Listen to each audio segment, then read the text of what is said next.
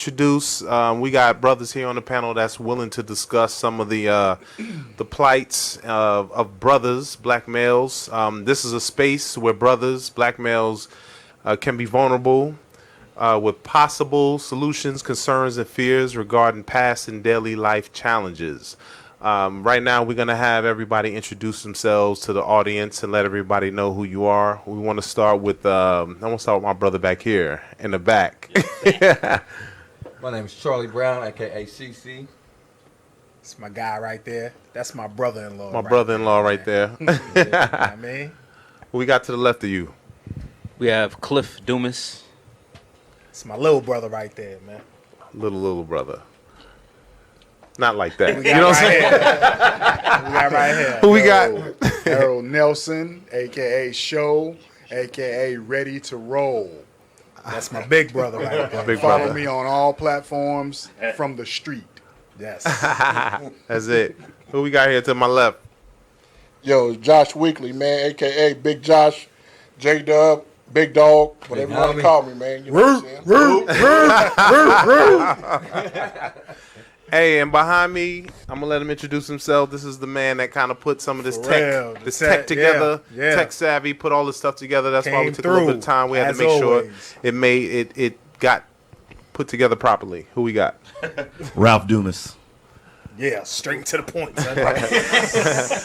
Ralph, the I like director. baseball, and that's it. That's Like Ralph, the baseball, director. So the goal here today is we're gonna just talk about different type of topics, different type of issues that affect black males in America. About the Brotherhood Mental Wellness Check-in. I wanted to address a couple of things that the brother or the black man goes through in America. Black men deal with a constellation of racism, stress related stressors like discrimination, stereotypes, mass incarceration, and police brutality. These stresses degrade their emotional and mental well-being to various degrees. When paired with social norms and ideals about masculinity that require men to remain strong, dealing with this harsh reality raises the risk of depression.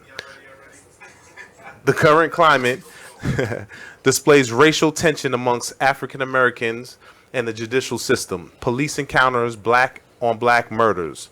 Black men are stopped, arrested, jailed more, and significantly overrepresented in U.S. prisons. Black men are 6 times more likely than white men to spend time in prison. Many of the racist ideas white Americans have of black men are driven by negative stereotypes. White Americans, some black Americans as well, have black men labeled as more violent, sexually promiscuous, and dangerous than other races and sex groups. According to some studies, regardless of economic success and personal ambitions, black males are still perceived as more threatening and dangerous than their female counterparts. Basically, what that's saying is no matter how much we achieve and no matter how much we progress, there's still fear in America. Yes. Yes. I want to know everybody's thoughts on that. Anybody want to go? I think all of those are definitely, we've encountered a lot of that stuff. You know, a lot of the racism, a lot of the threatening. I'm 6'2", 250 now, you know, looked at as a threat. We got a bunch of big dudes on this stage. Yeah, absolutely. Somewhat. Yeah. We got a bunch of big dudes on the stage and we're all looked at as threats, no matter where we go. It doesn't matter. So we've all had to deal with this and having sons, we've had to raise, we've had to prepare them, to deal with this in this world. Right. Absolutely. So I do feel like some of it could be self-imposed, right? So, there's some cats that, carry themselves certain ways and some things that happen in this, in our cities that, people look at and, other people look at and can be like, yo, these guys are animals or Right. what have you. the media. The media plays The a major media part. pushes a certain narrative. We're not fathers. We're not husbands. We don't raise our children. We don't, we commit crimes. We do all of this. So it's a lot of factors. We definitely have the ability to change things. But yeah, definitely a lot of factors. Absolutely. Anybody else? I mean, I feel like as far as like growing up, like your parents have to have like a different talk than normal Anyone else, kids. right. It's like the birds and bees talk about how to deal with the police when you get pulled over, and things that were like normal for me growing up is like getting pulled over and saying, "Hey, we're just gonna check and see if you guys have warrants. And if you guys are clean, we'll let you go." Back then, we didn't know that that's illegal. We just thought that that's life and this is how it is for me being black. And so you have a different like mindset growing up. And now that everything is videotaped now, because every cell phone has a recorder that you can record these things, and now people are starting to educate themselves about what's legal and what rights you do have. Yep. And that you didn't know growing up that I surely didn't know, because that was a night on the town. You'd be me and my 3 friends going out to a little party to the Armory or something like that, getting pulled over. It was just normal for us, and we didn't think anything about it because that's just what it was to be black. What is it about us that's feared? What is it about us? Is it our stature? Is our color? Is it our presence? I think What it's is it? What's not understood. Absolutely. Yeah. It's not understood. If it's not familiar to you, and you've been trained to actually be not necessarily feared but intimidated by it or something like that, that's what I feel like is the biggest the fear. factor.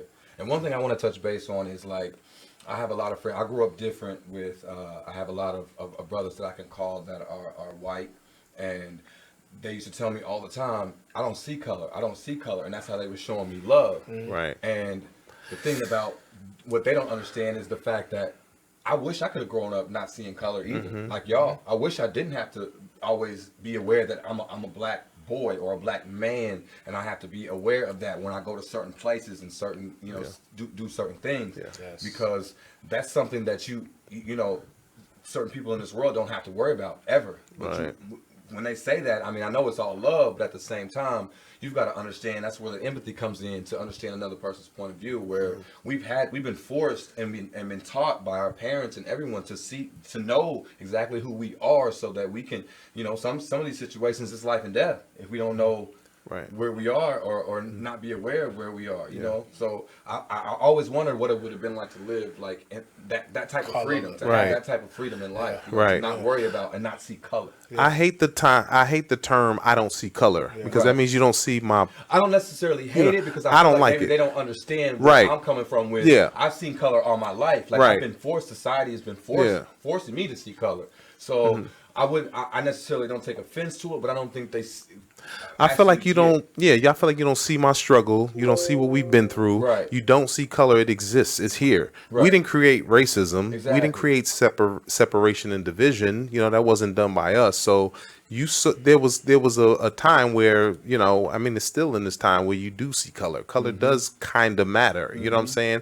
Now it shouldn't be to the point where it's in a disrespectful manner, but color is definitely a factor today in America. You know what I mean? So when you say you don't see color, that kind of like you don't see my struggle. You don't see what I've been through, Can't because there's empathize with my struggle. because Exactly. there's still You issues can going sympathize on. with it. A lot of people can Right. sympathize to me with it, like, oh, I feel sorry for you guys have been through it. But a lot of people can't empathize, like, put yourself in put themselves in your position. Absolutely. Color is Absolutely. everywhere. It's on a job application. That's what I was just on- about to say. Yeah, I was it's just on the about to college say. application. They're asking you, you know. So yeah, definitely so very it's true. So a important. quick question we have that's coming from my page. So Yep. it was asked, do you believe that there is systematic racism in this country? If so, what system? Or could we be MSM? I don't know what that means. Attempt to tear down the country and keep us united.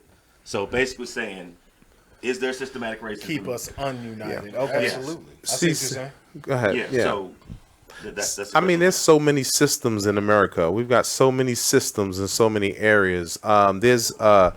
I mean, like the real estate industry, that's a system. The government, that's a system.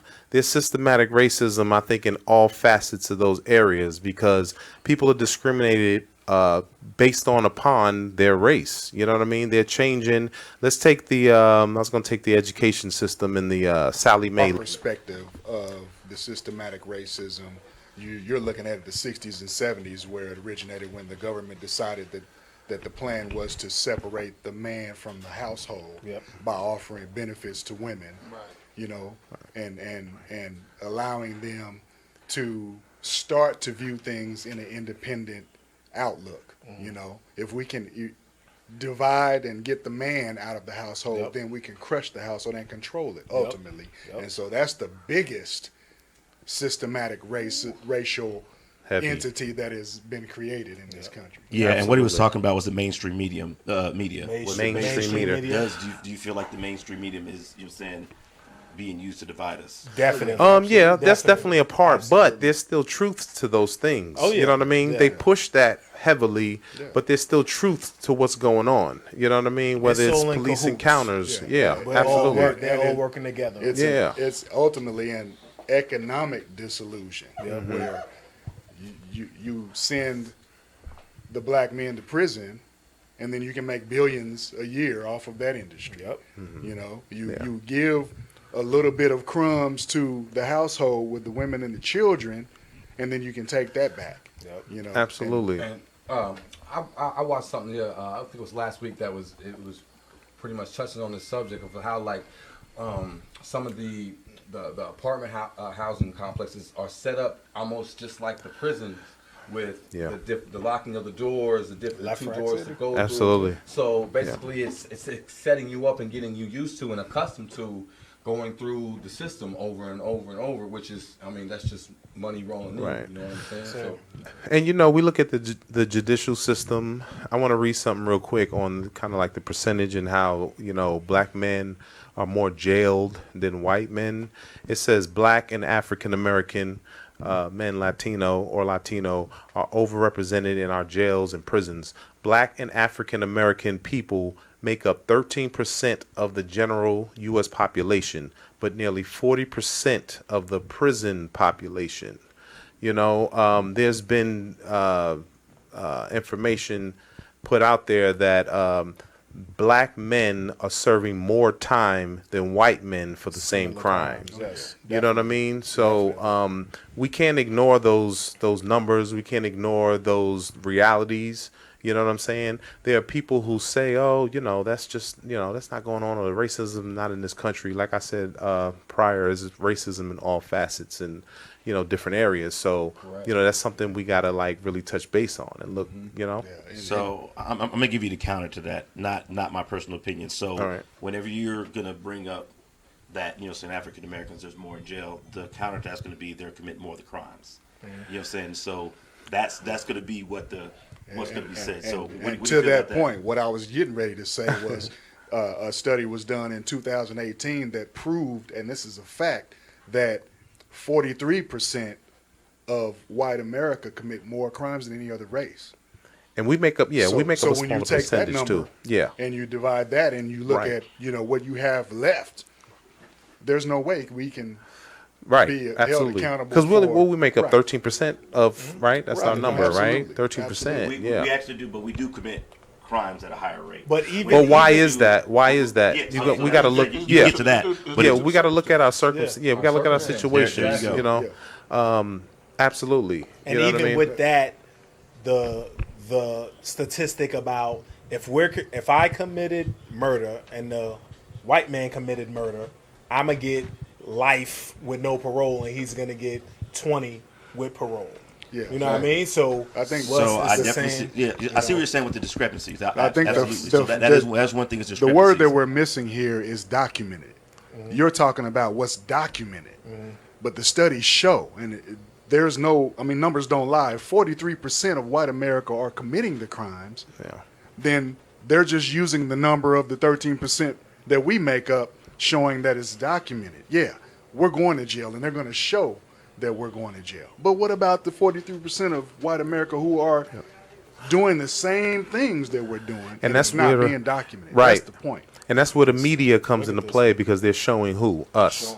You know, they're putting us out there. They're letting letting everybody know that we are the predators. You know, you remember that term in the 80s, the predators. That's what they called us. You know what I'm saying? Don't walk in the camera. So, do we want to touch base on that? Because I want to move on to something else that's definitely a heavy topic. Yeah, let's move on. With all those, and we can get that to another whole show. We can definitely dig into that. Yeah, that's a whole. Speak up right now. That's a whole. This is the first. Yo, this is the first show. This is the first show. Because actually, when it comes to the crimes, I can tell you. I mean, there's a reason why. So I mean, It's not called the projects for nothing. I'm sorry. They took the black. Is this you or somebody on there? everything. No, that's do what? That's you or somebody on there on the feeds. Behind that. There you go. Both. Okay. All right. I'm trying. And everybody's welcome. I'm trying Yeah. to play objective. Right. And I like that. That's what I want to have. I want to have both sides of everything. Right. Heavy on one way Right. without making sure. And anybody, and anybody who's listening to combat whatever, you know what I mean. So we can tackle And that. this and we is not can, this is not meant to be an attack. This is meant to get things off our understand. chest, Minds, off our yeah. minute, Hopefully to gain understanding right. things like And that. I want people to understand that we're saying black males. We have pride in ourselves and our culture. That doesn't mean we're anti anybody else. Right. This is just about This is right just here. about us right now. You know? You know what I mean? We need this. Absolutely. A very ongoing organic conversation is what we're trying to have. Basically, Yeah. you know what I'm saying? Understand how people are thinking, opening up the dialogue, and you know, actually learn some things. You know, I don't want anybody to think that anybody here is 100% just like set in their ways. I mean, the point is we're all trying to find, seek answers, and you know, with today's climate, you know, where things are going, you know, we definitely got to turn some things around. I mean, that's for sure. Absolutely. I want to get a little heavier, you know what I mean, with those statistics and those numbers and things that are going on currently in America and what we have to deal with as brothers and black males or whatever. Sometimes there are things that there's an effect to that, and that can be like depression, something we don't talk about in our community, some things that we don't address. I would like to know if anybody is, bold enough or honest enough to talk about any type of depression that they've been through, just in regards to anything. I feel like I don't even want to say I feel like I've looked at a thing called positive psychology, and positive psychology is kind of like the notion that when you go into therapy or when you look at what you've been through as a person, you try to focus on the positive attributes. Where you do kind of just sit back and reflect on how your life, how you envisioned your life, like far as, okay, well, when I was younger, I wanted to do this, I wanted to do that. And so now it's like when you're looking back on it, it's like, damn, I wish I could have did this, I wish I could have did that, or even be in a better position than I am now. So I really won't say depression per se, but I will say I do have moments where, or I used to have moments where it was like, damn, if I would have got a different major, or if I would have played a different sport, or if I would have not got in trouble at this particular stage in my life, I would have been able to do this and that and the third. You do kind of look back on it like, damn, I wish I would have made the right decision. You know what I'm saying? But now I feel like, even though as cliche as it sounds, everything happens for a reason. Right. Looks like we lost audio. No, I fixed it. Oh, Yeah. okay. Oh, okay. So maybe understanding what depression is, because depression is a broad spectrum. It's a And broad I got spectrum. something- Yeah, Go something ahead, Rob. kind of explains, but like we said, it's a broad. You know what I'm saying? Mm-hmm. And from what I've learned and studied, depression is kind of something that stops you from doing your daily. You don't feel like doing the things You know what I'm used to do saying? and Yeah, everything. it's a bunch of things. So Right. depressive moods or major depressive disorders are defined as the presence of a low mood, sadness, and reluctance to engage in activities for long periods of time. Right. The physical and mental problems from depression can seep into all areas of life, including homework, friends, family, and community. Right. You know what I mean? So as it takes you away from what you're supposed to do, or you're sitting in a sadness that's more or less depression. That's depression. You know what I mean? Exactly. So I guess the more of the question is like, how do these things that are going on currently, whether it's systematic, how does that affect you mentally? Right. How does that affect you mentally? So what I want to touch base on, since I'm a black male that grew up in like a small town, country town, things like that, I've experienced like the first, I would say a trauma or a depressed situation came from racism. You know, I was like 7 years old. My whole family went to Springfield or something like that, wherever like Bass Pro was. We was big into fishing. My pops was and everything. We went all out there, and as soon as my family jumps out, like a truck of dudes come by and they start yelling racial slurs at us. You know what I'm saying, and things like that. So me not knowing how to process those feelings and things and stuff like that, the only thing that I could go to was anger, because we have photos of the trip. Like, I didn't want to be there. I didn't want my family to be there. All I wanted to do was, my pops was upset, and at the same time, I didn't understand why this was happening, why these people that don't even know us just want to yell at us just because of the color of our skin and things. So in order for me not to become what I didn't know was depressed, which was, I would just kind of fall back, I overcame that by being overprotective to people that got bullied or that got misunderstood, or that someone picked on them just because they were smarter than others. People want to call them nerds back in my day. I was cool with all those people, or I stuck up for them just because you're not understood, there's no reason for you just to be, an outcast or something that somebody wants to declare, different. And that's what I felt like racism was for me. It was a misunderstanding of certain things. Absolutely. What are the... Yeah, don't switch it back to the camera. That's what they said every time you switch it. Well, close up. We hasn't been switched in a second, so. Okay. But Yeah, that's an old. You got something, Ralph? I wanted to know, after that, or for anybody, what are your coping mechanisms for the stress? I think we talked about this earlier. Yeah. When we were in the Airbnb. Right. For me, I don't know if it's healthy, but I'm able to kind of get rid of things pretty quick, man. I don't know.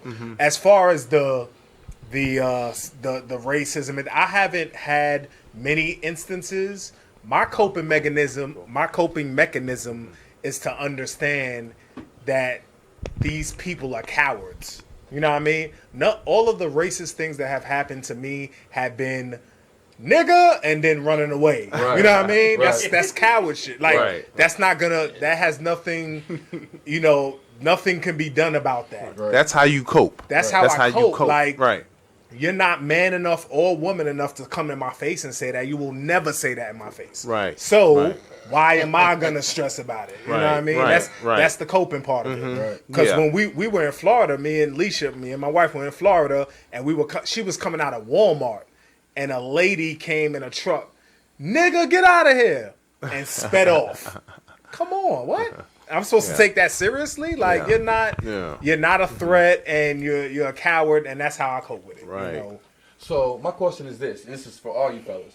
Do you feel like there's a difference between learning how to cope with things and becoming desensitized over the years by things? No, I think sometimes you just gotta ignore people's ignorance, because at the end of the day, like you said, you already know they're gonna set you up. They're trying to set you up anyway. You know what I'm saying? So there's either say something to you or get you to try to provoke you in some type of way. So a lot of times, man, it's just if you can really see what's going on, you're like, you know what, cuz I'm good. I ain't even gonna pound on Buddy because I already know what it's gonna be. Right. You know what I'm saying? He gonna say this shit. I'm gonna go over here and pounce on his head, and then I'm gonna go to jail. You know what I'm saying? So a lot of times you just gotta ignore people's ignorance, man. That's how I feel about it. Yeah, and from my experiences being in therapy, like right now, and dealing with loss and dealing with situations that have changed my life in a negative way, it's coping is what is the tool that they teach you so that you can get past those situations, but nobody's asking you to forget about them. So when you talk about the desensitizing part of it, I think that's the initial thing. I think growing up and being conditioned the way we are as black men, coming from where we come from, you have to our be environment, we're Yeah. already desensitized to a whole lot of that because we have to be. Sometimes coping is being desensitized. And then when you Absolutely. get to that Yeah. situation that you've never dealt with before, that happens, then that's tested. And so all of the book work and all of the paperwork and everything that they teach you is like out the door, because now there's no way you can prepare for the unknown. Right. And it's a matter of where do you go from there? And I think that for me, kind of like what Joe was saying, is you have to understand who you are, first of all. You got to understand the situation. You got to understand what's to come. Who you're dealing with as well. You know, right? and is it worth it? Right. You know what I'm saying? At the end of the day, that's it. Is it worth it? How do you guys deal with loss? Loss of anything. Loss of a death one. I mean, of a death one. Loss of a family member. of a loved one. Loss of a loved one. Loss of a relationship. Joe knows I lost my baby girl 3 years ago. She was stabbed to death. Wow. And when a friend of mine at work told me, she was like, you need to go to therapy because she had lost her son. When I got to therapy, I was like that dude, like, man, this is stupid. What am I doing here? That's you know, us. coming from Yeah. where I come from, you talking about your bank account is overdrawn over here and, you know, you lost your job over there. And I'm like, man, I'm here for something totally different. Coming from where I come from, you know, as black men, we don't express our feelings. We don't talk about what's going on the inside. We're taught basically to suppress all of that because you got to stand You up. got to be a and man. hold your own. And absolutely. things to do. Yeah. Yeah, You got to get it done. Yeah, And the second that you do, you're soft. Yeah, That's right. Yeah. Yeah. Right. You better not cry. You know, all of those things. And I'm sitting here, man, it wasn't until I actually showed my vulnerability and decided that I would open up and let me see what this is all about. That changes I learned everything. so much about myself. Absolutely. Yeah. And then when those other things that I was basically suppressing or desensitizing myself about, when I brought those to the surface, I was handling them a different way. Right. You know, Absolutely. It was like normally when I heard somebody say something out of the way, it's clock you in your head. Right. You know, or if I tell you I'm gonna slap you, you gonna get slapped. On site. You know, and so all of that changed, and it wasn't that I became weak or mellowed out. It was just that I started to think and I started to make better decisions on how I was gonna deal with those things. But loss is something that never goes away. Absolutely. I feel like actually getting to a certain age where you feel confident in who you are. Like, you know, when you're young, growing up with your parents and things, or your father tell you, you know, you don't cry, you don't this, you don't that. The things that I felt like were soft when I was young, I got comfortable with doing. Like I got older to where I've lost so many people, I sat with it and I cried. I'm just being real. I actually cried for them instead of feeling like, oh, I'm soft if I cry. You know what I'm saying? Right. I'm supposed to, and that was a way for me to cope with that loss, like how you're supposed to normally do it, instead of, you know, hyper focusing into something else, putting it into something, going to, work out or doing, you know what I'm saying, do everything but deal with it. You know what I'm saying? And then I had to find out there was a different kind of loss. Like when, my son was away for a while. That's a different kind of loss. I know he's there, but he's not here. Not there. I don't have no control into going and getting him. And I felt like I was doing time with him, you know what I'm saying? And that was a whole new type of loss that I had to learn how to cope with, which is, which just recently happened, so it's kind of different for me. You know what I'm saying? It was real different for me to try to figure out how to communicate and contact with him and still keep his head up, but at the same time, keep mine up as well. Right. You know what I'm saying? Because like And you're even- saying, as soon as you cry, you soft. As soon as you express Right. feelings or emotions that you didn't know you had, Right. me being angry and me having my feelings hurt are the same emotions. Let Right. you tell it, you know what I'm saying? Because I act the same way when I was younger. It was Why is that? Is that where we come from? We, some are raised by whatever, single parents, parents. We have to be strong, Right. So why is that? Why we can't show that emotion? Is that just because where we come from? Is that, you know what I mean? Where does that come from? I heard it said once that it's only one person allowed to cry in the house, and that's your mom. I've heard that. Sometimes For real, even facts. If you mama's know, the only one in the house, she ain't allowed she to don't cry. even, she don't cry. show it. Yeah, my That's what we mom's were talking about only- earlier. she was Yeah. just- Yeah, but a lot of it comes from just like even your neighborhood, your friends, your You got to be peers. tough. Yeah, You got to be tough. Yeah. You know what I'm saying? know. Yeah. Yeah. I know, like Because the street. Oh, go ahead, bro. No, I was gonna say I know, like Joe, and like if you look back at like who's left in your neighborhood. I mean, I know for us, most everybody we know is dead or in jail. You know what I'm saying? We got a couple of the cats that's that's out in the neighborhood, but going back that long, we ain't, so they gone. Like decisions to be made, and once you see everybody's decisions, decisions you make, you got to look like, hey, I don't want to end up like this. Right. I got a family, I got kids. Saying you want a wife, you want whatever it is. Saying you got things to live for, more things to lose than you do whenever you Right. Absolutely. Hey, I want to jump into another category. I want to talk about some fathers. Fathers, fatherless, We all fathers. up here? Yeah. Well, we've got fathers. there's fathers, but I want to know about your fathers growing up with or without.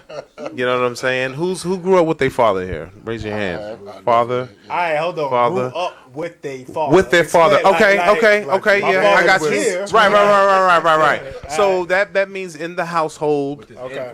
influence in the household, or just around current, just around. All right, so I had a couple father figures. Father figures. But Yeah, we can use those as well. Fathers, nah. So we're talking about we want to stick to the Fathers. fathers. You know what I mean? Right. So the So- ones that grew up with the fathers, and I see my brother over here. Can Dwayne still speak even though he's not in the picture? Because I know Dad was there, right? Come on. Yeah. The camera should pick him up. The mic. Pull up, brother. We get him in there. No, here, come right here. Yeah. You might have to there. stand. Yeah. Share a I just microphone. want to know the brothers that did grow up with fathers, So we got how? three One, who grew up with two, fathers in the three. house. Fathers in the Dwayne, household. Josh, and Charles. We got 3. How has that affected you, throughout life? Like today, as being a man, how has that influenced you? I'm not gonna lie to you, man. To me, it's been a real blessing, even though we didn't have the silver spoon. He didn't provide. He didn't give us like what we wanted and all that type of stuff.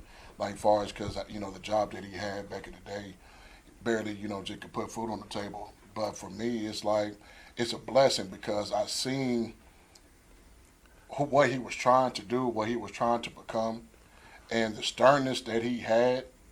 You know what I'm saying? How he just controlled his house. It was one of them situations where it's just like, hey, it's my way or the highway. This is what is going down. This is what it is. And my father was a preacher.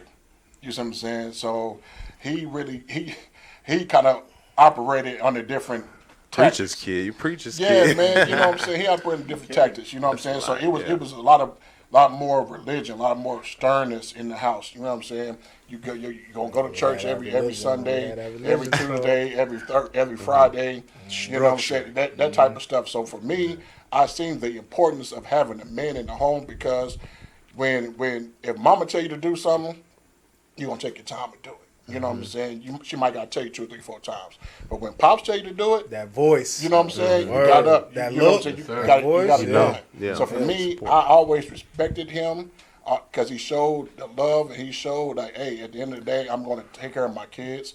Even though I might not give y'all what y'all want, but I'm going to make sure y'all have what you need. And that's the thing that I loved about it. Absolutely. Dwayne, man, let's talk. My guy, house- Dwayne. Wait, let's introduce Yeah. real quick. Dwayne Martin, man. That's up, my B? guy. 30 plus years of going on? friendship What's right there. And he's late, What's your excuse? We expect How you late? We're not gonna talk. We not He said things happen. No, That's the I- excuse. Is that the excuse we get? Things happen. By the way, he is the closest out of all of us. Let's talk about Mr. Come Mr. on, Ivan. Dwayne, Let's tell talk us. about Mr. Ivan. I come from a West Indian background. My father, his father wasn't in his life, so he made it a priority to be in me and my brother's life. Yes. He's a man that if somebody's walking around my last name, I gotta take care of him. That's just the way he is, and that's what I see. I lost my mom. I was 10 years old. Huh? Go ahead. Son. I lost my mom 10 years old, and I'm not gonna say that my dad was perfect, but he was there.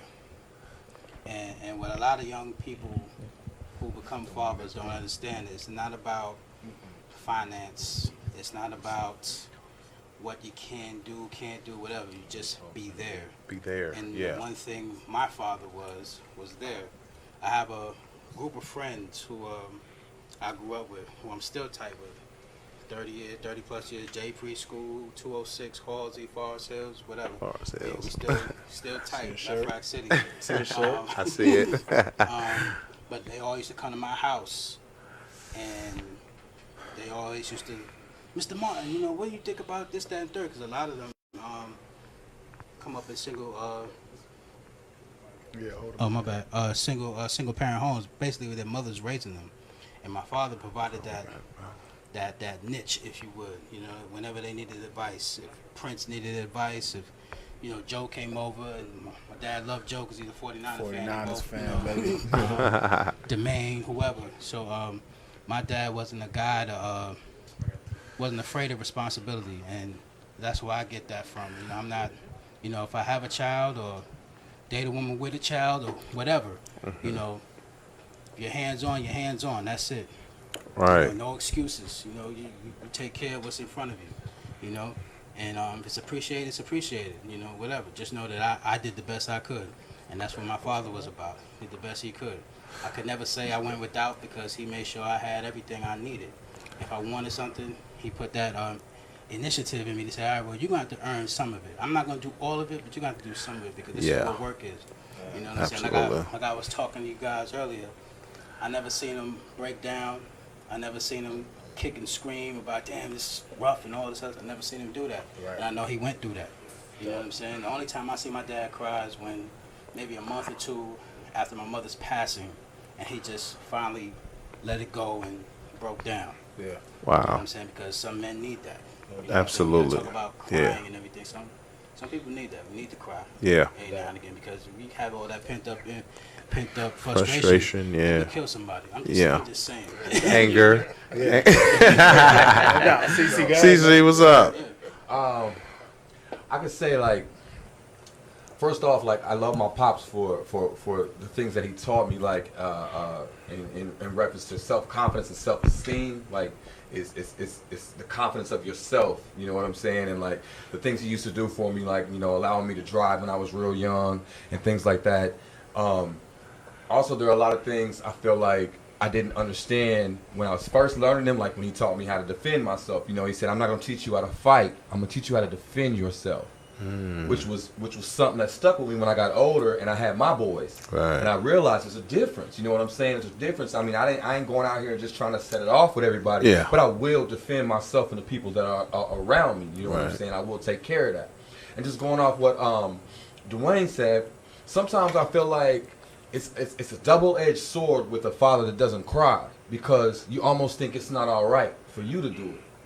And I grew up, I'm emotional, but I'm not sensitive. You know what I'm saying? I'm not soft. I'll put it that way. I'm sensitive, but I'm not soft. Like my emotions, my feelings can get hurt, but I ain't soft. Like, you know what I'm saying? I'll put these hands on you with tears in my eyes all day when I was young. You know what I'm saying? I didn't understand the difference between that, and I feel like it was almost because I was raised that we don't cry, we don't show emotions, we don't shed tears. Yeah. So I was confused a lot. You know what I'm saying, with how I'm supposed to express my feelings and everything.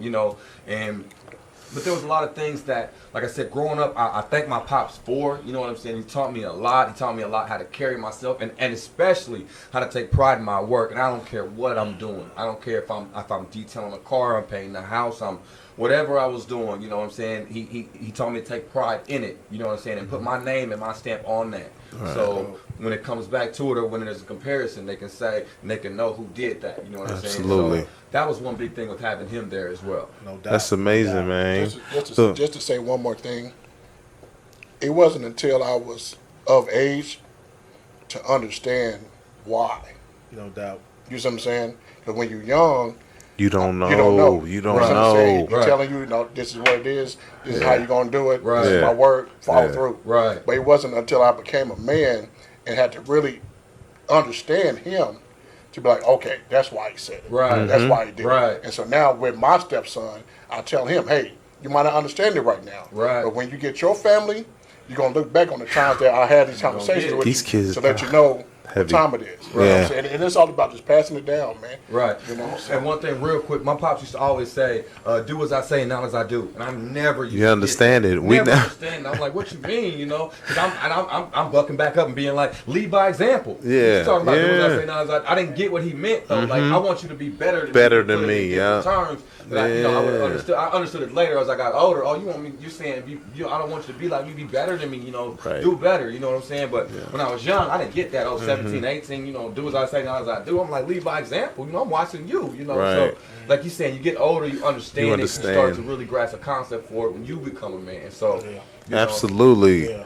Fatherless. Who's the fatherless? Daddy wasn't there. Daddy I don't want to, what? Say Yeah, it. I don't want to say fatherless for me and my brother, but We had to get there. Yeah, We had to get here yeah. somehow, right? I'm gonna say this real quick yeah. for my father. Yeah, we're gonna try to speed up and keep it a little more brief. You know Yeah, what I mean? my father, man, he was our father. He wasn't super present like my father. He wasn't super present, but I would see him in the hood on the block. You know what I mean? He would always throw positive things to me. Those are the things that I took. You see, you have this whole broad spectrum of things, and you pick and choose what gets to you. You know what I'm saying? So when I would see him all the time, he would say positive things. He wasn't in the household. He didn't raise me, but I remember some things that he was always positive. He always said great things to me when he would see me. You know what I mean? That was one of the great things that I know about my father. He might not have been perfect. He didn't have, he didn't raise me in the household. He didn't, certain things. We got a whole list of things, but he gave me some things. You know what I mean? Some tools for me. Yeah, It's kind of the same for our father. He wasn't around. Yeah, We got brothers. Yeah. Brothers. So he wasn't around, but when he was, he would say certain things, about like life, certain things certain like jewels, family, nuggets. and then one thing is always like protecting family. So it was just like, hey, if your brother's getting in something, you got to be in it too. Like it's just, Right. But like as far as like being fatherless, like everybody in our neighborhood didn't have a father in the house, so that was normal for us. Right. And so as a kid, you don't understand like what it does to you, or like the things that you don't get. Like I didn't have somebody teach me how to ride a bike, or throw a football. It's just things you learn playing and against your friends. You figured it out, Which forces you to be a man later on. Yeah, You have to yeah. figure it out. Yeah. So, but That's the main thing I think. Yeah. But my mom's, she was so strong. Just how, my mom's is Jamaican, so she was strict. It was, her. Yeah. I know what you mean. But She as didn't far get as to like America how till she was 16. Yeah. So just so like how he said your mom had to tell you once or twice. That wasn't the way in my household because my mom's Jamaican. She ain't play. So it was like if she say something, like I was scared of my mom until I became like high school. Oh yes. Oh yeah. So yeah. Mom, I ain't down talking about all. Just my mom's ain't play. Yeah. Mom's ain't playing. So You got something, Ralph? Same thing. Yo, my dad was like a gangster and wasn't there because either he was in jail or doing whatever. But he dropped jewels whenever he had the opportunity. He wrote me all the time, and I wrote him back. And it was like he was teaching me from a distance the things that I needed to know about how to be a father, how to be a husband, or whatever the point. That saying, learn from your examples. Your examples all the time don't have to be the right ones. Right. Sometimes you can learn from the opposite of what it is. So I watched Truth. and learned a whole lot of what I didn't want to become. same From- here. That's Same so here. important. those situations. Yeah. Amen. I hear that. Like one thing that he was adamant about that I took with me and taught my kids was he always told me, don't you ever let nobody disrespect your mother. Not even me. Right. And I was like, Heavy. man. Right. Yeah. And I teach my kids the same thing. Don't let nobody disrespect your moms, not even me. Because she is the one who's there. In Always spite of gonna be there. Yeah, Not going nowhere. no matter what. And, Yeah. so I'm thankful for, the example that I had, whether you can call it good or call it bad. What it also did was, because I'm a namesake, I decided that I was going to change the outlook of the name. Everybody would look at me and be like, you look like your daddy. Oh, you going to end up just like your daddy. So when they say that, Psychological. Graduated from high That. school. Yeah. Right. Yeah. heard it again, went to college, Right. got a degree, raised a family. It's so Same thing It's, here. Yeah. Same thing with me. Yeah. I'm a namesake as well. You know what I mean? And it's the same exact thing, man. Our pops, when we saw our father, it was in the street hustling. It was getting arrested. I've seen my pops get arrested a couple times. And I vowed. I looked at that like, yo, that's not, we not doing that. It's I'ma be here. That's why I'm overly here for my family and my kids. You know what I mean? Because of that. You know, because of that reason, I'm a father who needs to be present. Right. You know, Right. and It's so important to establish what you want, but it's even more important to establish what you don't want, what you won't tolerate, what you know what I mean? That's People have to, you know, people have to really acknowledge that. Any more comments on? Go ahead. Yeah, I was gonna say. I mean, one of the things. I mean, obviously, you know, we could talk about like the earlier part, but one part I do appreciate is, you know, what I'm saying, like the relationship, like after the fact.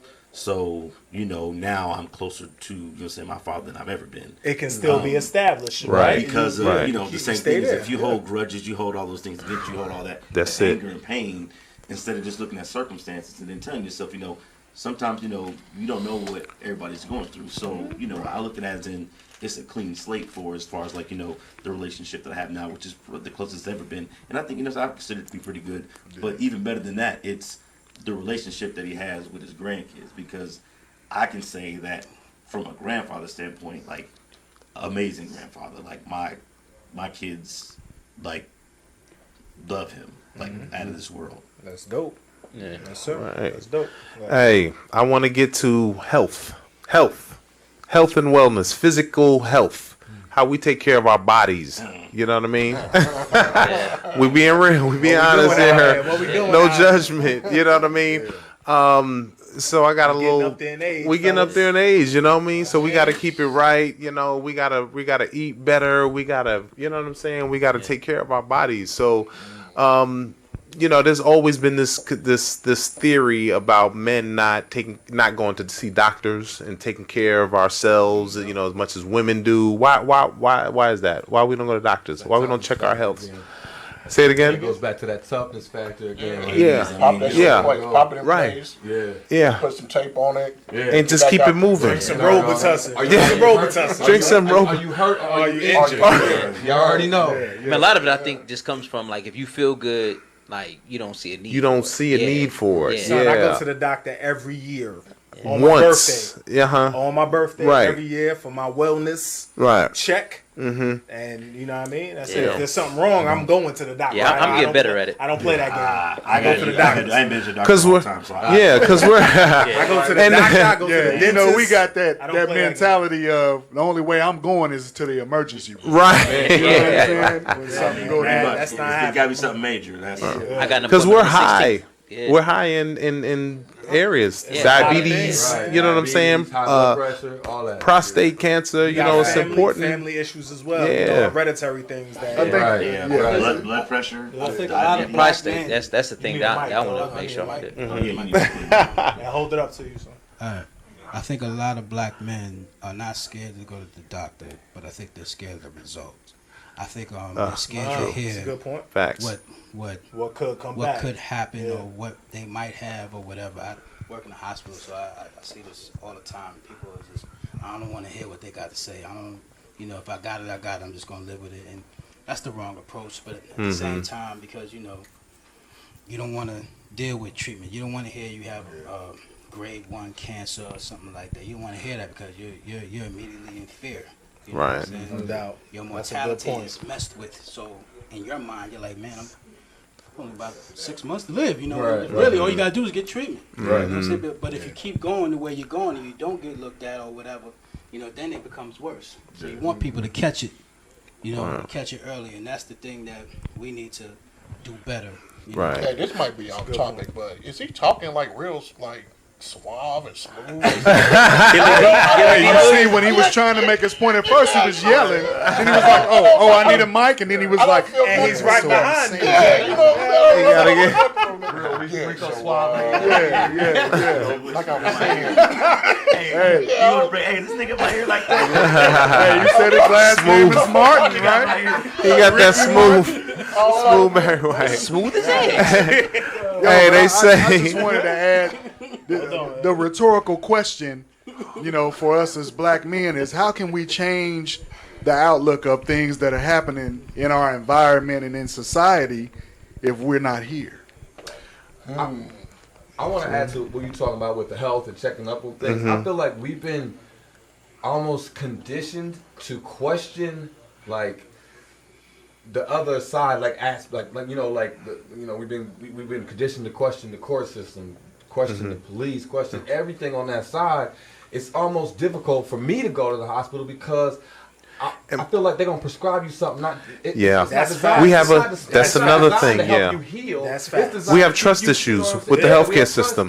We have trust it's issues. Like, okay, you're gonna Yeah. give me something for my high cholesterol and it caused me to be nauseous. Okay, Yeah. now you give me something for my nausea. Right, Now, right. My nausea's causing me to have low blood pressure. Now you're gonna Right. grab me something on that. You know what I'm That's saying? facts. Now I can't sleep, so you're gonna prescribe something for that. Yeah. So in the end, like you're like you are not even you anymore. You know what I'm saying? So Because you're question taking to all that, these though. medicines. Do you think the reason for that is back to the racial thing?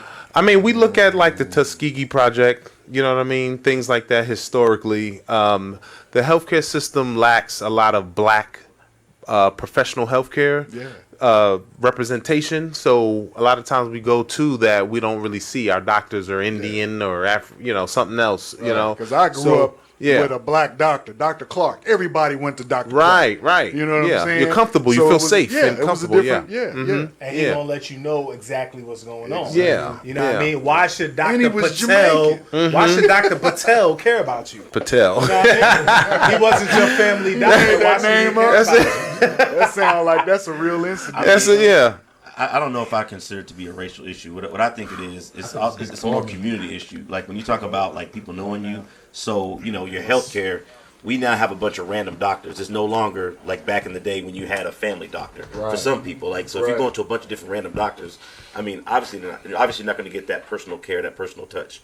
So I mean, I think it's just we're losing more of community versus more of a racial thing when it comes to that. And I mean, another thing is just take an active stance in your healthcare as far as like research. Like if you are prescribed something, go down the rabbit hole. What are the side effects? What's the benefits? What are my alternatives? Like you want to be, knowledgeable on what you're going through and take an active role instead of just trusting what people say anyway. Right. So if I'm prescribed something, I'm definitely gonna look at what's on the bottle.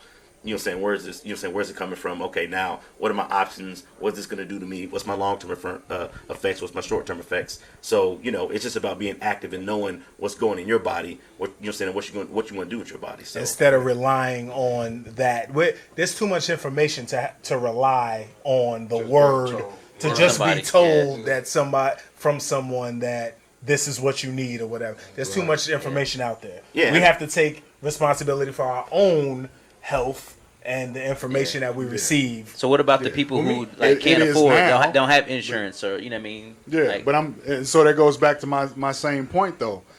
Growing up in the community that I grew up in, we had the hospital that we went to, and you didn't see anybody coming from 12th Street driving out to St. Joseph Hospital. Right. You know what I mean? You were going to Truman Medical Center like everybody else, where there's foreign doctors and brown doctors and things like that, and so you do feel more comfortable, Right. because of that type of situation that you're in. And that's the point that I was making, and it goes to the same effect of your research.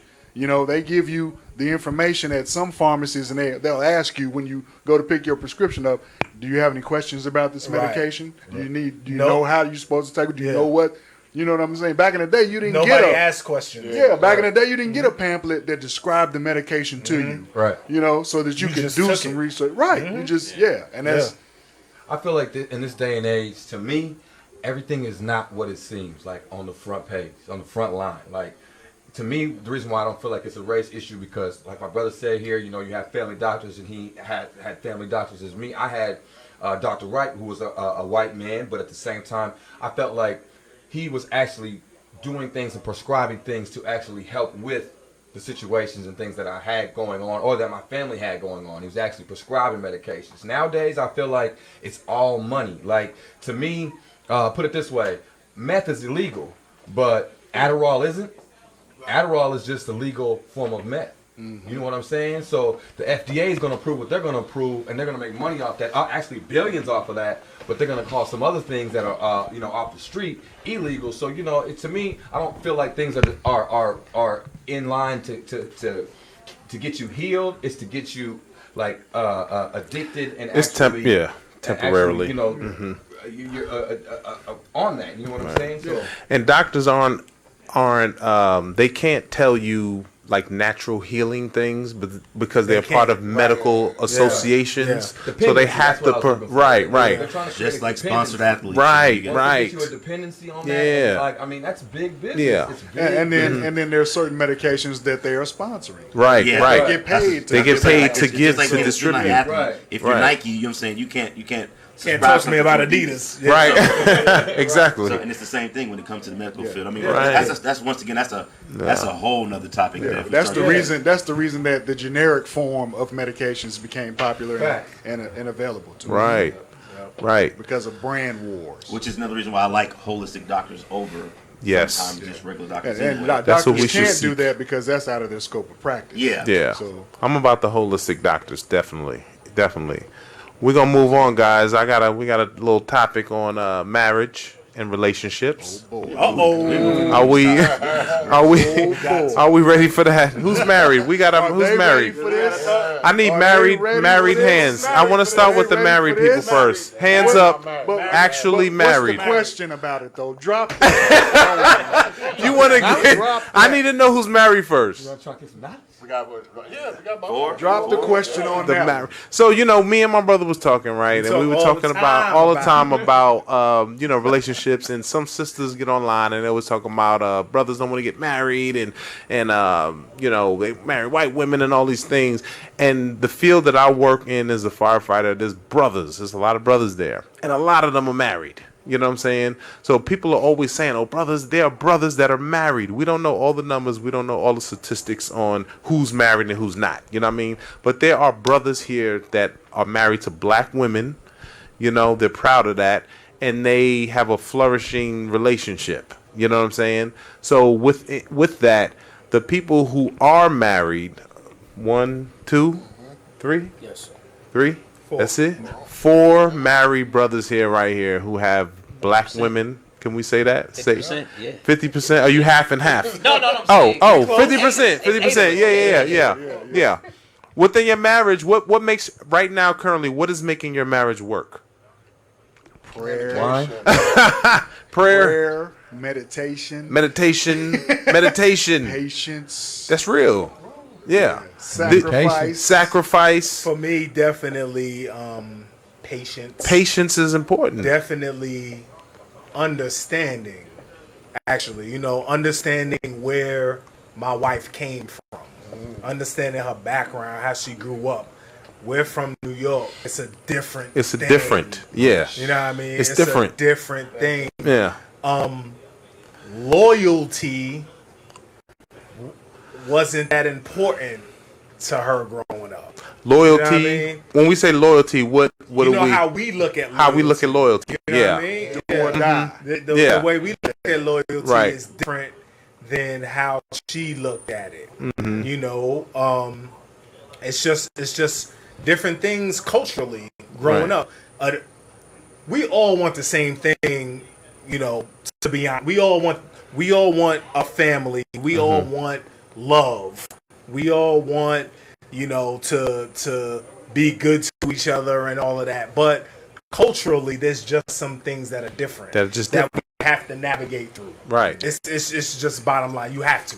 Right. And if you're not willing to do that, and my brother says the work, and I hate that, but it's true. The work, yeah. have to do the Yeah, we work. had that conversation, When I man. The work. 8 hours, I don't want to come home. But and see, do the work, work. the work is everything. The work is trying to everything, navigate and the it's real schedule, kids, trying to find time for you and your wife. Yo, that's the most No, important that's thing. work. If That's you part of haven't- work, If you right? haven't had a fuck them kids moment, then you ain't Them doing it kids. right. Every man needs every couple needs a fuck those kids Friday. Yes.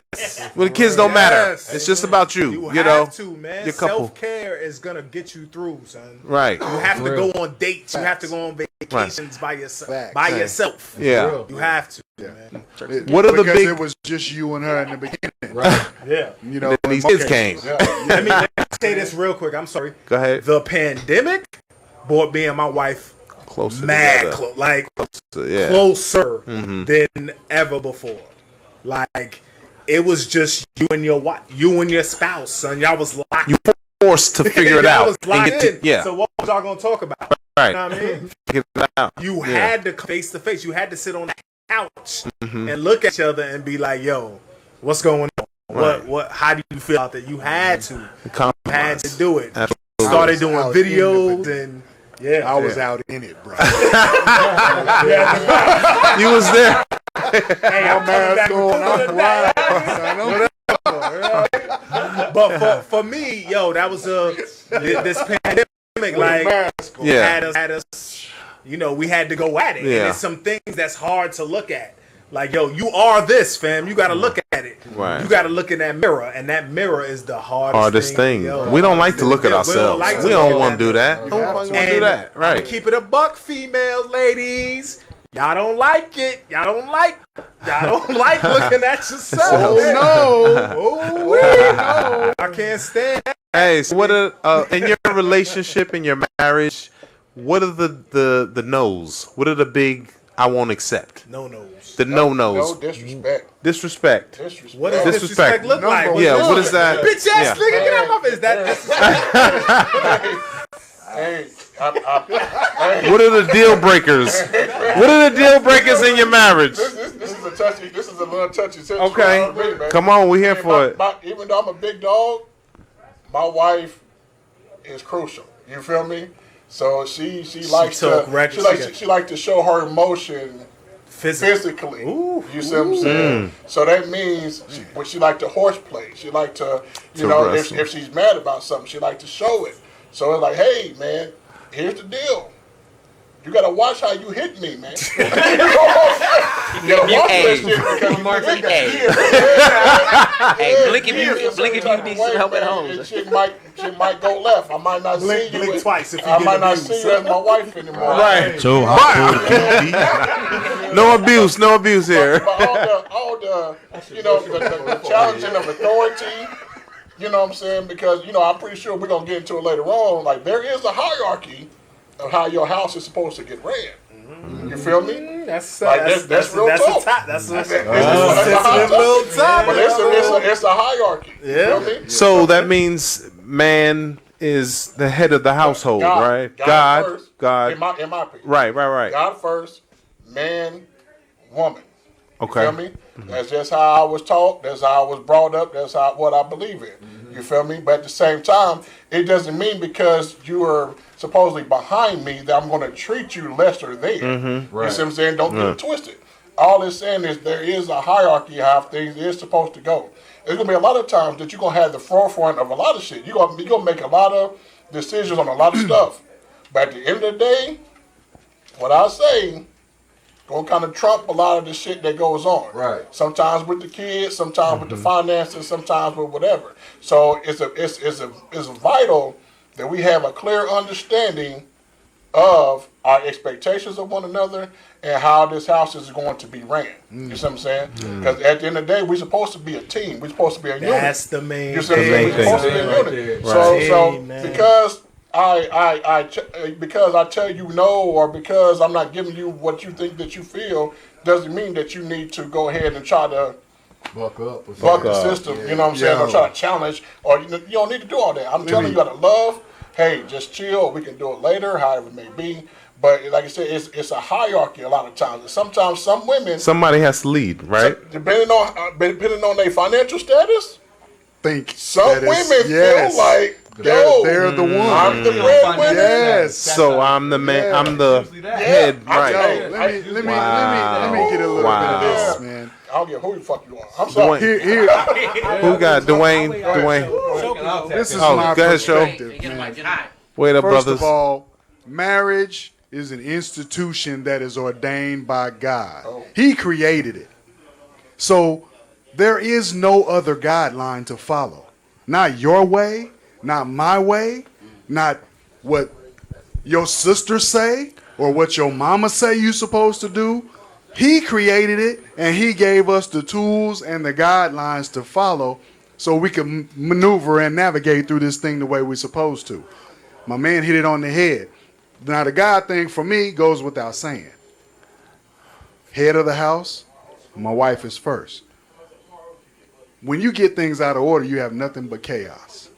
And chaos don't have to be loud. It don't have to be in your face or overt. Chaos can be silent and deadly. Right. You know what I'm saying? when you understand each other's purpose, you cannot miss. But if you get that out of order and you don't respect the purpose, then you're not going to make it. Come on, show, preach. God man. made man first. There's your example right there. If he created Adam first, then he said Adam shouldn't be alone and gave him woman, then why are we trying to get it out of order? So I would love the woman's perspective. So hold on, real quick. I have all right. So a woman may say, "My man ain't shit. I don't trust him. I don't trust him with the finances. I don't trust him to do what a man's supposed to do. So I need to handle this business. I need to lead." What are we saying to that? Do you have an actual man that you're with? Exactly. You see what I'm saying? Because if he's a man, and if he was led to do certain things in order, And you have to question that. you shouldn't have to question that shit. You see what I'm saying? But if you go out here and get one of these little boys, you go out here and get one of these wannabe gangsters, then you gonna fall into the trap of shit. I gotta. So I gotta females do need to something. make better decisions. I want to hear. Wait, A guys. little bit deeper though, because I was that person. I was that individual who didn't have it all together coming into the relationship. She was established, came from a family with the father and the mother in the household. I'm coming from a single mother, learning how to struggle and go through those things, and hadn't had it figured out yet. But the thing that I think women miss is, again, your purpose is to be a helpmate. So if I don't have it together, what are you doing about it? Are you supporting me in the way where you're gonna? It's not that you're gonna give me money, that you're gonna give me allowance or set me up the way I need to be. No, how about you should be walking with me at that point, as woman did in the garden, instead of opposing me. Instead of opposing me and saying that I ain't this and I ain't that. Because what does that say about you As a woman. as a woman? Okay. Well, I do say this though. I mean, some part of the problem is going to be, some men don't know how to lead. You know what I'm saying? Just because you're head of A household, lot of men don't know how to doesn't- lead. that doesn't just mean automatically I'm just going to just trump everything that you say. You know what I'm saying? You got to understand being a strong leader, being in a power position, with great responsibility comes. You know what I'm saying? Like we all know the saying. It's like you have to know when it's your time to step back, and you know what I'm saying, and let Makes your a good leader. helpmate come. Right, to the that's front. what I was So gonna if say. you're And not to in the- finances, you're a dummy, and your wife is an accountant. You're a dummy if you think if you're gonna handle Facts. facts. But It's see, like, hey, And to the defense, aspect. Yeah. To the defense of some brothers weren't given those tools Facts. That's why to I'm saying, lead That's what and I'm be talking a about. man. Right. You know what I'm saying? And then, right. And then at that point, you shouldn't even be making a decision to be united with somebody if you're not in that position of leading. Right. Why would you put yourself in a position of failure? Right. Right. Right. Because you don't have anybody That's to it. tell you. That's why I feel like Right. it. In me, I don't use it. I feel like a woman gets offensive when you use the word help. It's like help. To me, it's more like we were put on this earth to complement each other. Whatever I don't have, you make up for, and we perform this mega squad. You feel me? That's what the term. All the time we talk about teamwork. Right. Right. It's not like I'm the coach and I'm telling you what to do. It's like we on the same squad here. We trying to run the same play here. We got the same objectives. So I feel like that you guys are supposed to complement each other, like and then and being a leader, that goes back to what everybody else was saying. I feel like you're supposed to consult her counsel, but in the end, you make the decision that's best for the entire family. So you can say, "Hey, I'm gonna see what you got, what your opinion is on this." And some women would be like, "Why are you asking me? You just need to make the decision." It's like, "Well, hey, I need your input because we both I'm the head of the household here, so I'm gonna get your input and see how you feel about it, and then I'm gonna make the decision based off of how we, what I'm saying, Right. we just collabed on." Yeah. So that's how I see it. That's my opinion. I want to hear. If that's not your strong point, if finances ain't your strong point, then hand it over to her. No doubt. Right. Yeah. Right. You have to have that. There's nothing that says that you gotta be the one to handle that. Right. I mean, those are just signs of being a good leader, not even just like In anything. yeah, not in- even yeah, in a yeah. relationship, in Right. life. Yeah, Yeah, right, facts. right. Agreed. Facts. I want to hear D Wayne right here, brother. Tell me something, man. For me and my You ain't gotta be smooth for this, man. This is an abrupt situation. You can be. Slow it down. It's the shirt. What I'm saying. Hey, let's give Dwayne the floor, man. Come on, D, man. Sound like a quiet storm. You speak how you speak. We just want you to be heard. Sound like That's you're on a all. Quiet storm. My bad, son. Hey, y'all comfortable, man. I'm looking at him You know and what just I'm like, saying? Go ahead, son. All right. Me and my wife in our household, the no's for us were about respect, disrespect, things of that nature. Cutting off the outside mouths. If you're not in this house, you shouldn't have an opinion on what goes down. Amen. Your mother, my father, whoever, should not have an opinion on what goes down with us. And once we learn to cut that out, we begin to progress. Now, as far as working as a team and who's in front of who, I don't look at it like that per se. But what I will do and what I will say is this: your wife is the person you should be vulnerable with. Your wife is the person who you should be yourself all the time with. Because that's what makes it what it is. It's a marriage. TEAM, team, togetherness, E for effort, A for attitude, M for mental toughness. That's what it is. That's what it is. You know what I'm saying? And as long as you keep that first, keep her first, and take care of what you gotta take care of, everything will fall into place. Happy. I was about to say that. Are we doing that? Are we doing that? Happy. Wait. No, we're not doing that. Wait a minute. Okay, before we go. We're not doing that. So We're yeah. not doing that. So I just want to tell a quick story real quick. Explain it real I quick. work for the fire department, right? On the fire department, we do trade days, right? I be talking to Joe on the phone. I talk to the guys that I work with. I'll say, "Can you work for me this day?" And the guys usually say, "Oh, I got to talk to my wife first." And me and Joe laugh because Joe's like, "Man, nah, man. Like, you know what I'm saying? You got to talk to your wife before you know what I'm saying? We work 24-hour shifts. So these guys need to talk to their wives. You're going to work 48 hours. I need to see what we're going to do. Right. You know what I mean? Right. Just talking to those brothers at work, you know what I mean? They always say happy wife, happy life. My brother didn't develop that concept. I don't know if he's developed it yet, but happy spouse, happy house. Happy spouse. Oh, just happy house, not life. Yes. Okay, Wife, let's go. It's a two-way street, baby. Okay. You can't be one-sided, man. Right. The matter is, go ahead, baby. you on point. The fact of the matter is if you the provider and you're the head, I mean, you're still the one who's considered the provider, even though she works too. That there's that order again. Yeah. And when you say provider, you mean providing most of the finances? I mean providing finances, security, safety. Okay. Yes. Leadership. Everything. All Got of you. that. Got you. Yes. Everything. Not Right. just money. Head of the household does not mean money. Right. Right. Structure, discipline, all of that. All of Guidance, that. I don't give a damn. Emotional, not emotional. Hey, because like we talked about before, man, some women feel like because they make more, then they need to make all the rules. Hey, man, I don't give a damn. If you make more money than me or not, hey, it's not going down. You see what I'm saying? Because there is an order, there is a structure. Now, like I said before, I'm not going to disrespect you. I'm not going to treat you lesser than. But at the same time, there is an order. There is a way a thing's supposed to go. You know what I'm saying? So I'm going to give you the things that you need. You know what I'm saying? And you got to trust me. That's the main thing, to make sure I got everything underneath control. And if I don't got it under control, baby, I'm going to come to you. That's the main thing. I need you to be my woman, not my man. Trust me to take care of business. Yeah, but those values are being like blurred now because of like the times. People saying, "Oh, it's 2021. Those times have passed." Right. As far as like men driving the ship of a relationship or marriage. But here's the fact of the matter is, women.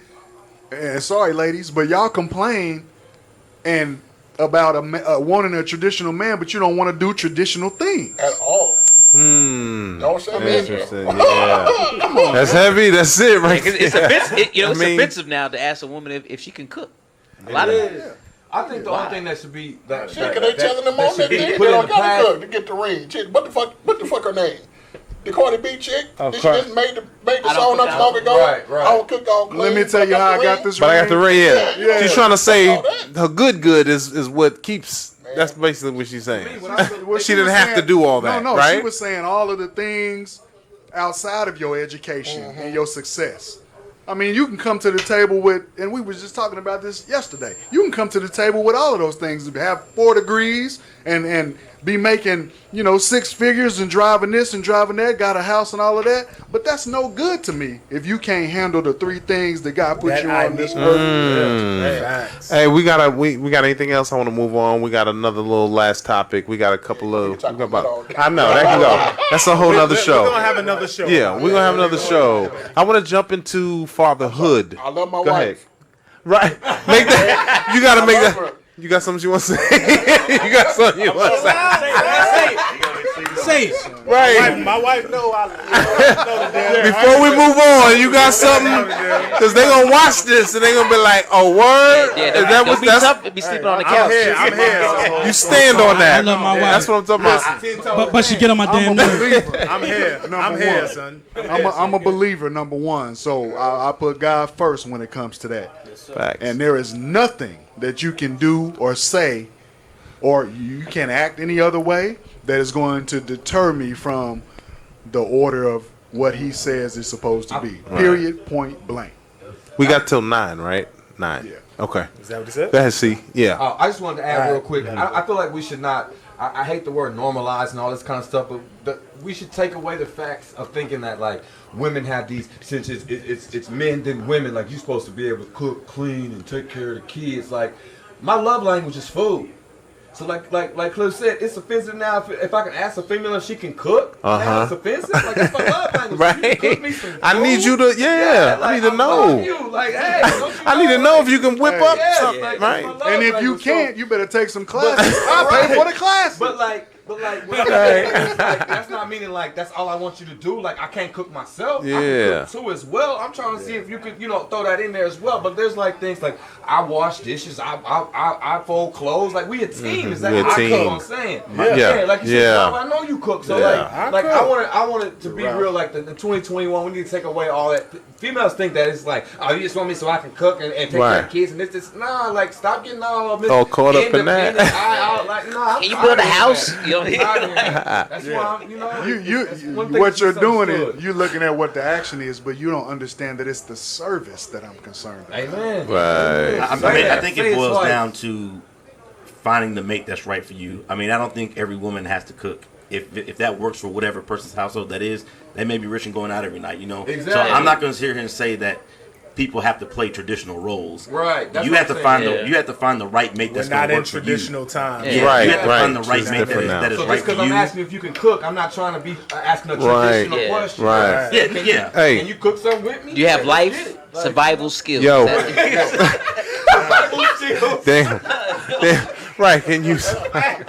Bro, the thing I think That's about real is, though. do I feel comfortable leaving my kids with you, fam? Like, can I leave my kids with you? Do I think my Is kids that more are gonna important? die? Not just the kids, but can I trust you with my life? Right. I mean, facts. I'm not sleeping with one eye open. Yeah, son, that's what I'm saying. Like, Yeah, man.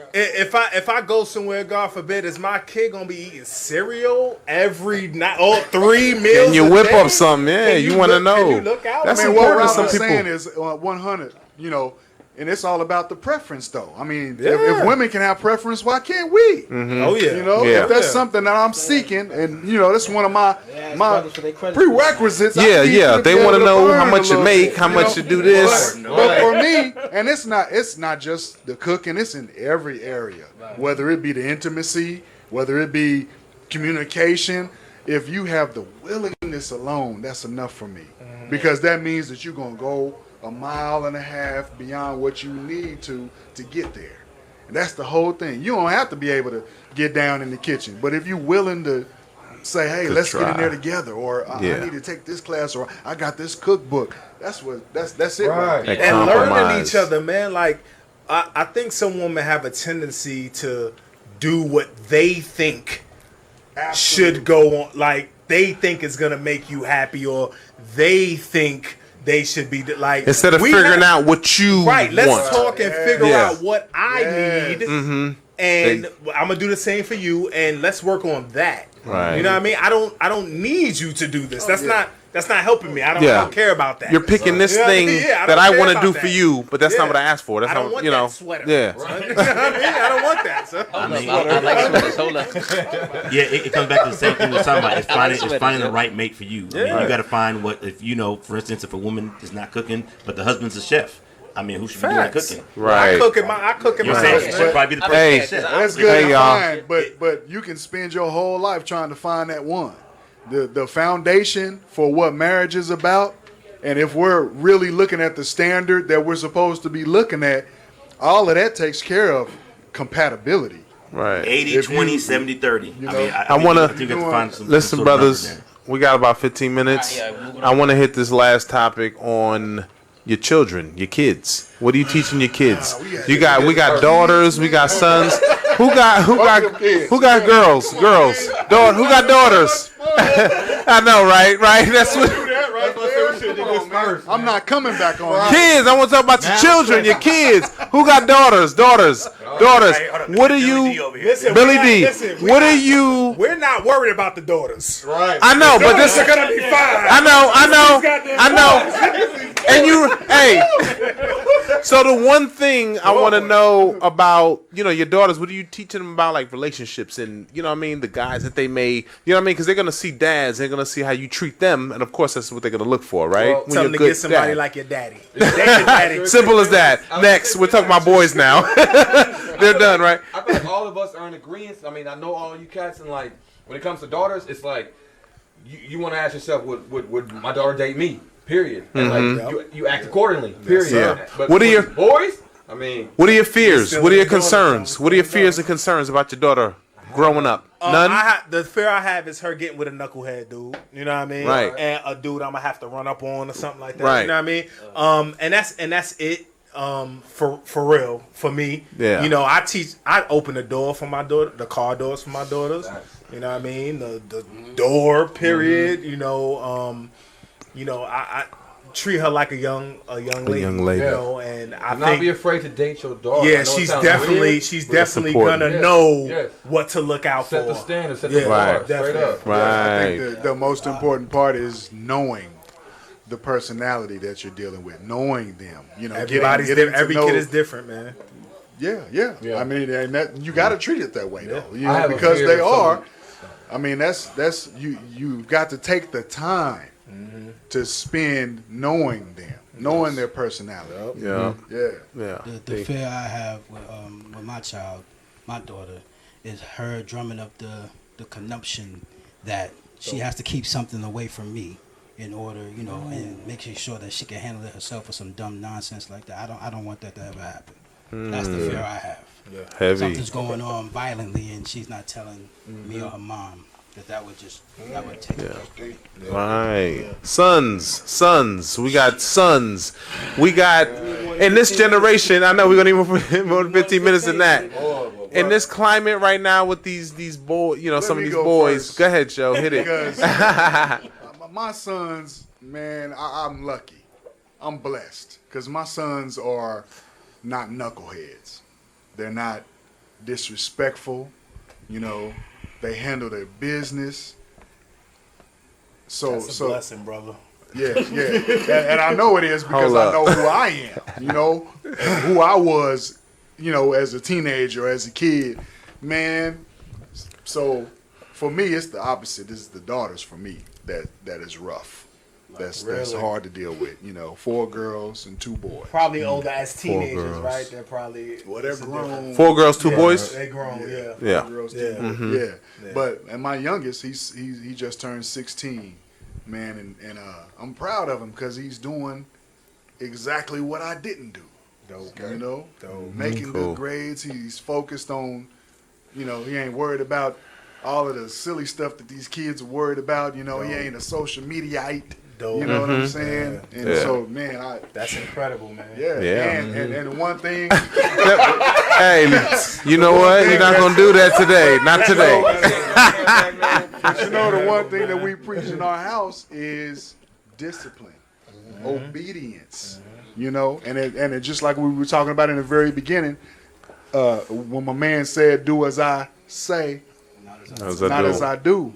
That's about obedience right there, bro. Exactly. That's what it is, and it's not a matter of having no understanding. You don't get to know why in most situations. Every now and then I might give you that leeway, but by and by you'll understand when it's your time to. Right. But right now I just need you to be obedient, you know, and do what I say do. And if you don't, then you understand the consequences. Right. And another thing is I'm not gonna go back and forth with you. I don't Consequences yell. are huge. I'm the only one. I'm the only one allowed to yell in my house. Don't yell at the kids because, you know, like I said, the standard that I believe in is what it says in the word. Do not provoke your kids to wrath. Yeah. If you going back and forth and yelling with them, that's provoking them because they're gonna rebel. Right. Bad gonna Right. How are you preparing? How are you preparing your kids for life?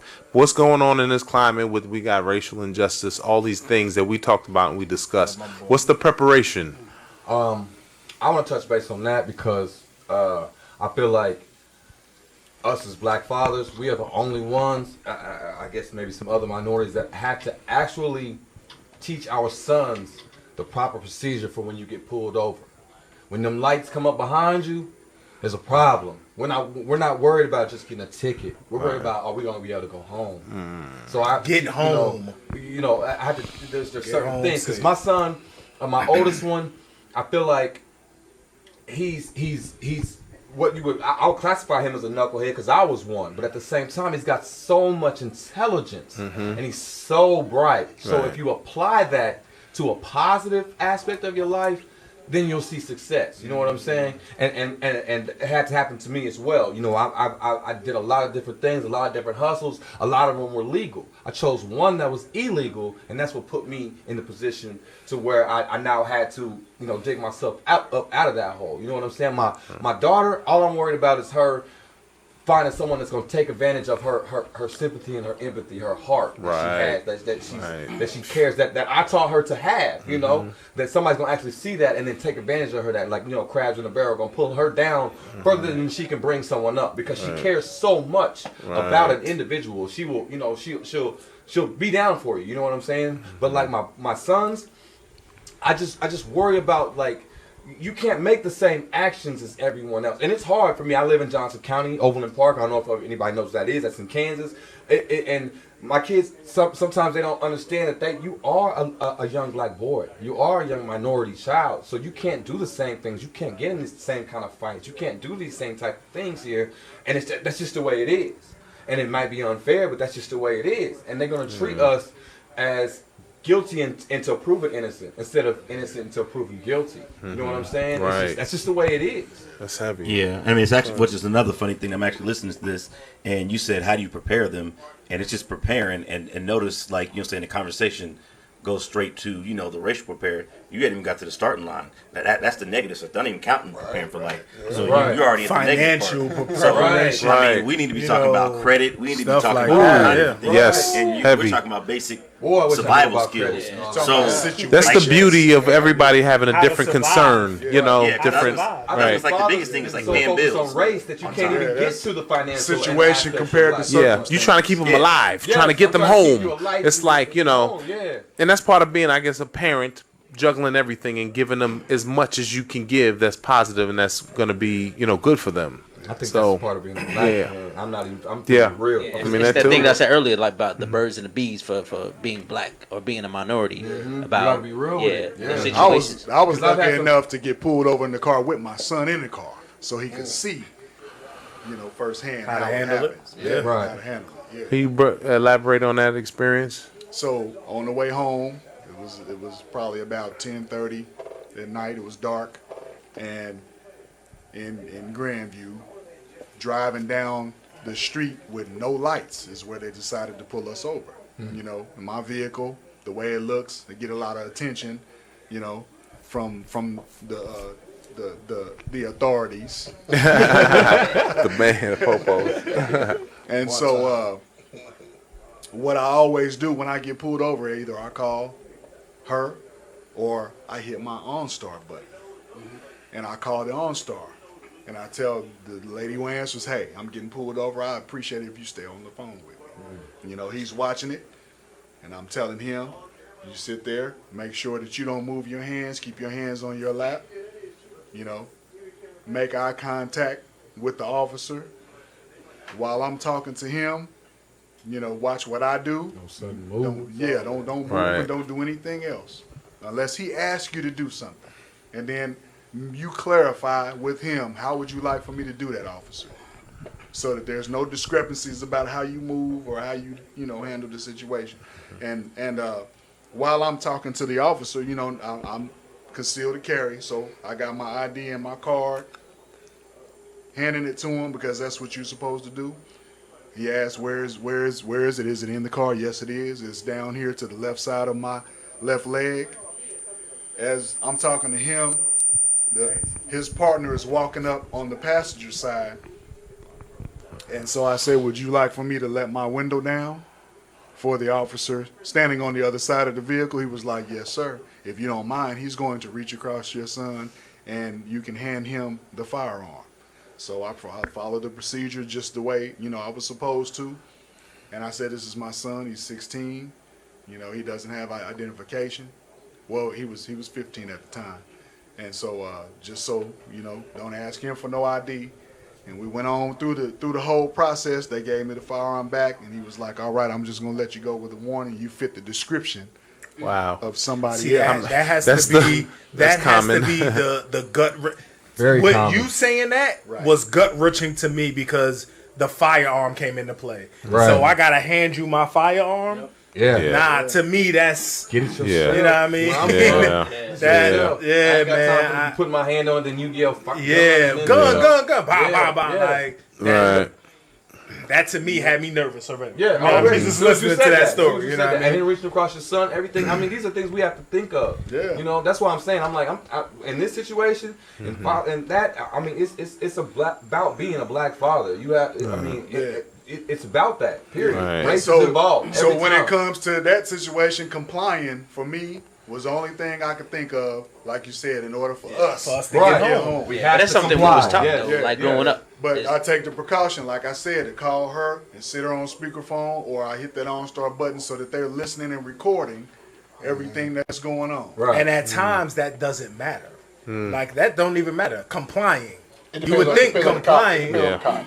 No doubt. Depends on But the you cop, would right. think complying would Yeah, matter. But because if he pulls up on you, and depending on if you got something on your record, you might not have something on your record, but depending on once you start trying to question his authority, he can turn to be an asshole Right. in that moment, That's all the time. because you're not doing what he telling you to do. Right. All he should have been there. Do you know why I'm stopping you here? You reply with that. You know what I'm saying? You go back and run my shit. You come back. If I got a ticket or I don't, keep it moving. Right. But because of our question, well, why you stopping me?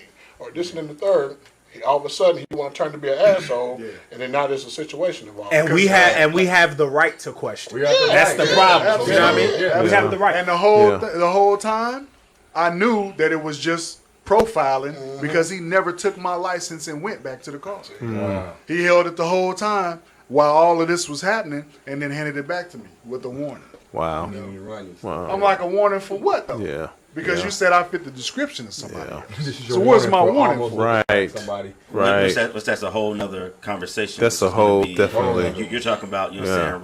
you're saying like police officer relationships when it comes to being in just in our community in general. Because I mean, most people are going to probably agree that police officers aren't favorable. You know what I'm saying when it comes to the African community, African American community. I got Black pulled American, I over like the African coming from I don't know if you remember when you was in KCK somewhere with Yeah, I remember right off I of was it 635? Yup. you. Yeah. Quentin was like 2. Yeah. I think I went to the Royals game or something, and you had Quentin at the crib. I came to pick him up.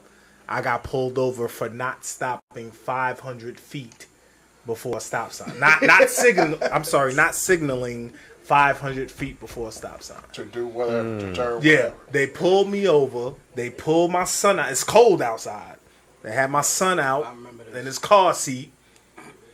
and they searched my whole joint. I had the Tahoe at the time. They searched my whole joint, pulled everything out. They asked you if Nothing. you wanted to That's put crazy. If you wanted to put Quentin in the back of the police car. Yeah. He was like, hell no. What? Hell no. Put my son at 2. Yeah. Put him in That's the back of the crazy. police car. That's crazy. Because he's a danger to you? Right. Is that what it is? Right. You know? Yeah. Yeah. They said I Man. was coming out of a known drug Area. And where I was at? Yeah, by 6:35. Yeah. Wait a minute, sir. Yeah, I remember. Yo, It's like I live. you was living in a trap house? What was known? I be in the trap. Yeah, Hey. 'cause I think either you called me right after or I was on the phone with you. Maybe. I was tight. Yeah. Tight. So we got I don't remember that. 2 minutes, brothers. We're gonna wrap it up, right? Yeah. That was a lot. That was a lot to unpack. I think we, yeah, man, we got so many things we could talk about. Each topic can be 2 hours. Listen, that we went. That probably needs to be. Yeah, yeah, This is yeah. our first show, man. You So we see crammed you it. see the logos in the back, the Yo Son podcast. This is the show that's setting it off. Me and my brother, we're gonna have a weekly show, and we're Absolutely. gonna discuss a myriad of topics. You know what I mean? Absolutely. Kids, religion. My man Josh. Woo-hoo. Politics, Religion. We're gonna discuss politics, music, it's a lot of media, stuff. everything, Yeah. everything. We're just gonna we tackle get it everything. in. So we thank you all for tuning in, man. Everybody who tuned in, we're gonna put the recorded version up on our YouTube page, and I have the links on our Facebook, on Instagram, on Twitter. We'll have the link. And we thank you all. We thank you, brothers, for being here, man. Edit the first hour of technical difficulty. After we edit all of We'll that. figure it out. We'll get it together. And yo, like I love all of y'all, man. Like on some real, like we've been cool. Everybody in this room has probably been cool for at least 10, 15. 20. 15, yeah. Probably like at least 20. 20. At least Yo, 20. wow. You know what I mean? So we're all connected. You know what I mean? Like, this is crazy, man. Yeah. And this was so dope. And I appreciate everybody. Appreciate y'all having me on. Straight up. Yeah, definitely a good excuse, you know what I'm saying, to like get together because we don't, I mean, Yeah, we gotta don't change see each that. other. We can't Really. call it a brotherhood Right. if we don't. BrothaHood. My man We'll said, get together as I'm much. 3,000 miles away, and I speak to my man more than y'all niggas who's local. Damn, on blast. I mean, that's something that we On need to blast. discuss. Put you on blast. Yeah, you the one feeling guilty. I didn't say your name. You can't be doing that, man. I told you the other Hey, we think. No, he was late to the roll with me. and I'm gonna be the first one to say, you know what I'm saying, I barely reach out because first of all, I work like crazy. I gotta find and then, Ralph. Hey, can we have that conversation offline? We thank everybody for coming out. Ralph showed We up think- today, man. I appreciate it. We thank everybody for checking us out. Sir.